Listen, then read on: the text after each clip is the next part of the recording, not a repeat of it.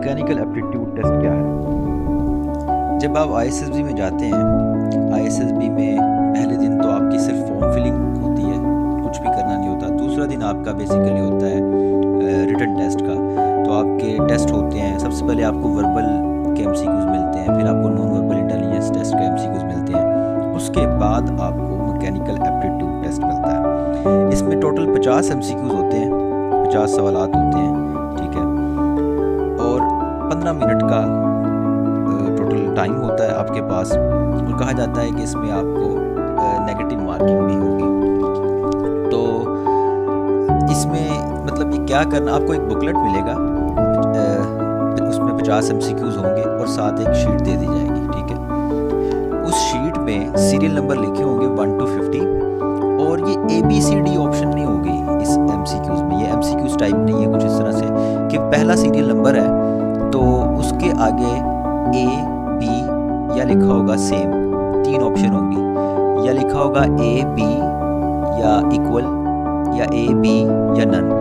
वो MCQs example के तौर पे मैंने आपके सामने रखी हैं। ये कोई ये नहीं कि अगर आप ये वीडियो देख लेंगे तो आप ये आराम से कर लेंगे, आप इसको देख लीजिएगा नेट से, दूसरे मैकेनिकल एप्टीट्यूड टेस्ट भी। ये for example, which pair of scissor will cut better, A और B।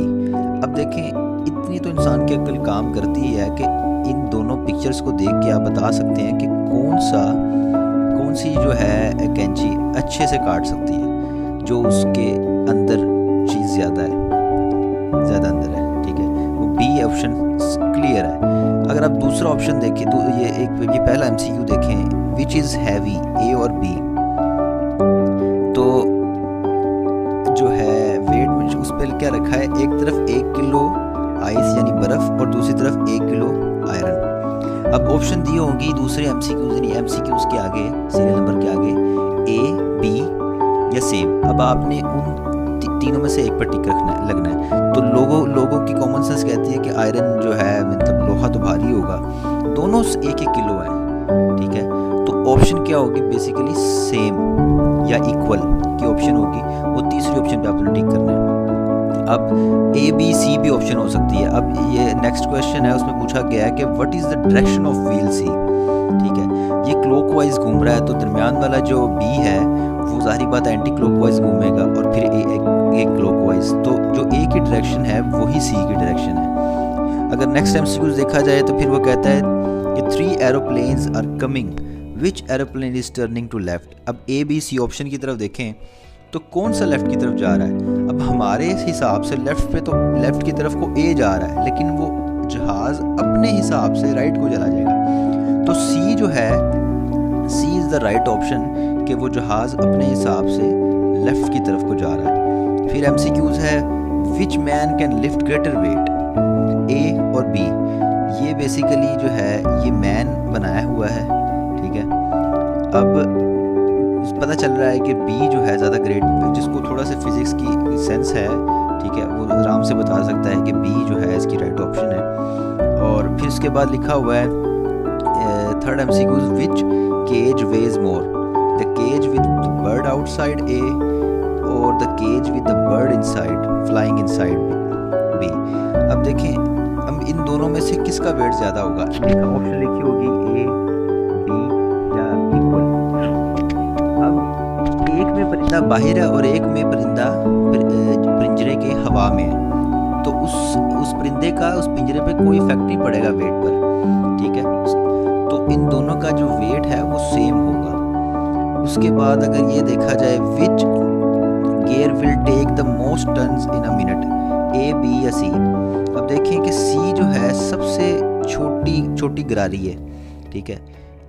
तो सबसे ज़्यादा जो टर्न्स लेगा वो ये C ऑप्शन लेगा। A B C ऑप्शन उसके इसी सीरियल नंबर के आगे लिखी होगी, आपने C पे टिक कर देना है। Which man is carrying the heavier load, A या B। ये B वाली साइड पे व्हील ज़्यादा है तो B में। अब इसकी ऑप्शन में इस तरह होगा A B या नन, ठीक है, तो या सेम।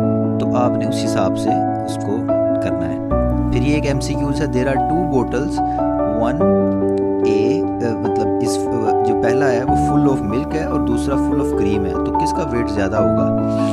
अब क्रीम की विस्कोसिटी मेरा ख्याल ज़्यादा होती है तो करीम का वेट ज़्यादा होगा, जिस वजह से बी ऑप्शन है। ये वाला एमसीक्यू ज़रा इंपॉर्टेंट है जो आइस में था भी। Which gun will throw the bullet at a longer distance, A और बी? तो बी ऑप्शन है। ये प्रोजेक्टाइल मोशन का बेसिकली लॉ है कि अगर आप 45 का एंगल होगा, जो कि बी वाली जो है उसका 50 वाली गन का ज़्यादा 45 एंगल बन रहा है, तो ये ज़्यादा लॉन्गेस्ट जो थ्रो होगी 45 के एंगल से आती है। तो ये लॉ यूज़ हो रहा है वहाँ पे। तो इस तरह के छोटे छोटे फिज़िक्स के जो लॉज हैं उसकी बेस ये मैकेनिकल एप्टीट्यूड टेस्ट होता है। तो इसमें घबराने की ज़रूरत नहीं है, ठीक है। कुछ थोड़ी सी कॉमन सेंस यूज़ होती है और ये आराम से आप सब पास कर सकते हैं। बेहतर यही है कि आप थोड़ी सी प्रैक्टिस कर जाएं। बहुत से लोग नहीं भी प्रैक्टिस करके जाते तो भी आराम से पास कर लेते हैं।